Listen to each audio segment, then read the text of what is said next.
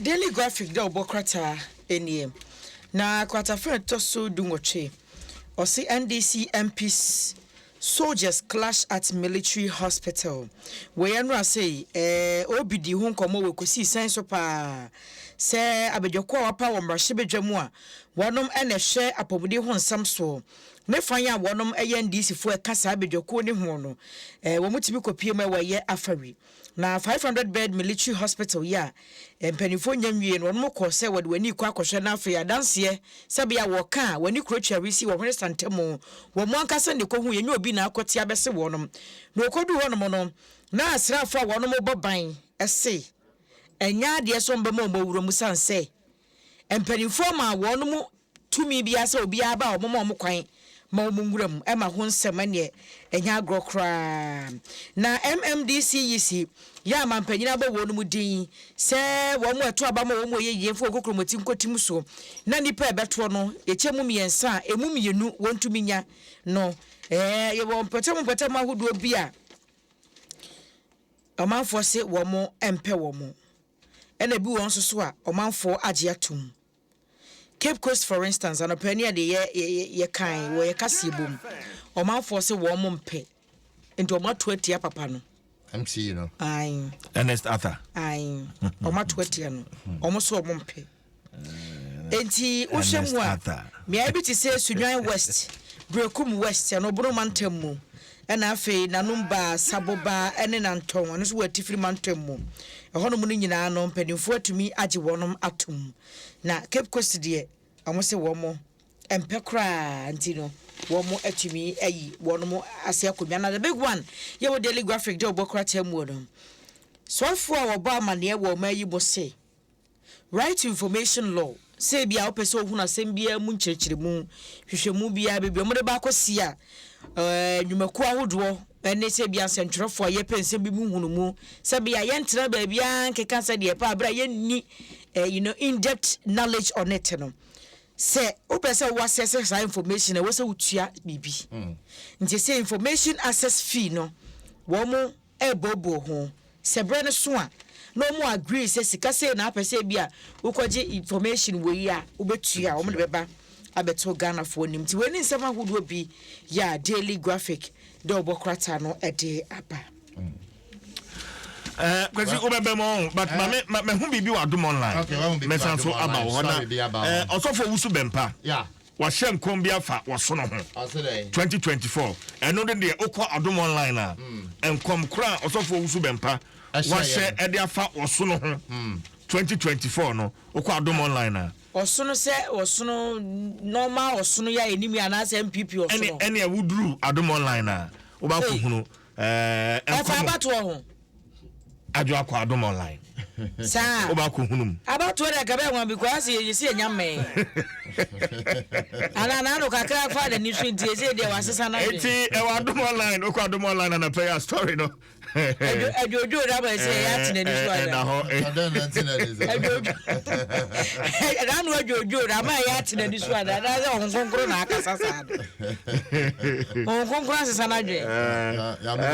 so on Adom online okwa Edra Contingent reacts to inquiry committee's report them say no buje ya ne kasa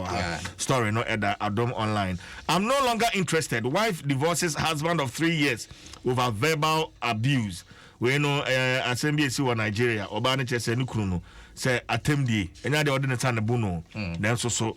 wo toto no ho ni amafra no so awonhwe won enti aware no pam no twa no opokunfa no ku odware a no ho nya den empire story no e wa Adom online enti ubenya bi na wa kenkan plus there's another story here okay Nana Mpedu's grandson confirms his demise. Son claims otherwise inti enra no asan beto dwa no na emu ache bi akoye bibia ho anapa no but you go do anwere na afei o magia tum you coffee or cry, so much as you could run your mouth. Yeah,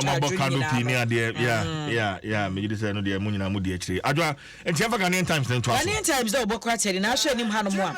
Or say disaster hits Kumasi. 6 perish in floods after torrential rains. Ensuo tumi atiegu asante mantemo na nka ne de nim se nkra hangwa ne ensuo to a ne ni patete ensuo ni te se apatre se Kumasi nsu bi ato wo mo na ensuo etigu wo Kumasi no nam so ma nipa nsia e na ato ananom wo nsia da wo sem ne se enkoda mienu e ka se nipa nsia ya wo mo enkoda mienu no nyina so anyamfie nkunu 9 years. Oh, 9 years. Awo ba tete na mo nyamfie nkron ensu afa wo mo na wo mo afiri mo no ya henema kokoben ho se ensu ni bi yiri wo ho sokoban ensu ni bi yiri da ban pani ensu ni bi yiri na afa kromo ase ensu ni bi eyiriye na nadmofo se wo mo agina mo na so a na se obugu so ya wonom ehwehwe sa enkrofo yi na mo afiri mo nkoda na mu ba ko de mo tuma yi wo mo na de aka na se abusua na e ka so mo de hye atuma yira asan ahoduo bi so a ensu da yira fa wo mo de ene enya grokra ahenema kokoben ani nyinem yesi enso ni bi eyiri na afa wonkrofo bi so a na mo tete ahyan hodo bi mu a chese enso ni yiri fa ahyan no na se ne e videos na na adwuma de ba ya Toyota double cabin bi Hilux monchia unso no atwe no ma se agota bi mu a ehye no de ne kokora de ne ko ena ehonom no wano Ghanaian Times kwatafeto so me ensanse ase no oseta the pregnant woman fails to meet bail conditions onse mpenifo bubu ya asese ya no akwase musa na omanfo bi start raise alarm on social media say mpenifo grant ma mini bail ade enti na woda so edemu ene emu a mwadwere ye montanta wo ho nenie bail condition no ma me na ntumi anroche 50,000 Ghana cedis enka ni sika 500 million want to me Richie and after 2 charities and so they say ne mpanifo ginegire mu a wo mo hwe so mbetu mekeka ne emasi ani na what me Richie sa bail condition na nsa na mpanifo jana mana kofie e hono mo si Cape Coast Magistrate Court ro akwa setena na wo hwe se posi ni ba ko Lance Corporal Isaac